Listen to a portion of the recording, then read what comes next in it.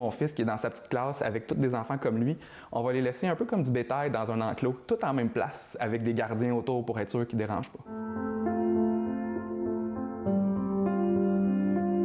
Le réseau public traditionnel très rigide, où l'enfant doit rester assis, très tranquille, pas parler fort, dessiner dans la ligne dès la maternelle, avoir déjà une base de lecture et d'écriture pour avoir accès à des écoles alternatives.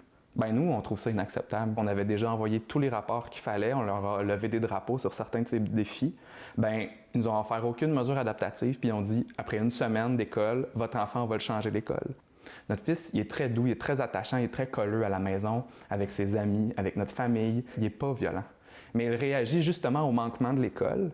Et là, l'école, voyant ça, l'a catégorisé comme enfant agressif. Alors que c'est la responsabilité de l'école. T'sais. On a tenté le coup vers des écoles alternatives. Mais la réponse a été non. On a assez d'enfants comme ça à besoins particuliers. Ils mettent tout dans le même panier. Là. On se brûle. Notre enfant, il n'est pas bien. Il va à une école mésadaptée. C'est lui qui paye pour. On va-tu attendre encore au jour où nous, on sera plus capable de prendre soin de lui avant de faire quelque chose? T'sais? Pour que l'éducation soit réellement une priorité, il faut que des projets comme le troisième lien puis les baisses d'impôts, ben l'argent de ces projets-là n'est pas là. Il faut qu'il aille dans le réseau de l'éducation.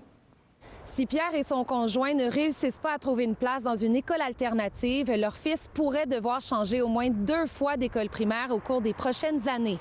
Une situation qui est dénoncée par plusieurs organismes au Québec et qui doit être prise au sérieux pour éviter que ces enfants se démotivent à l'école et qu'ils finissent par décrocher une fois à l'adolescence.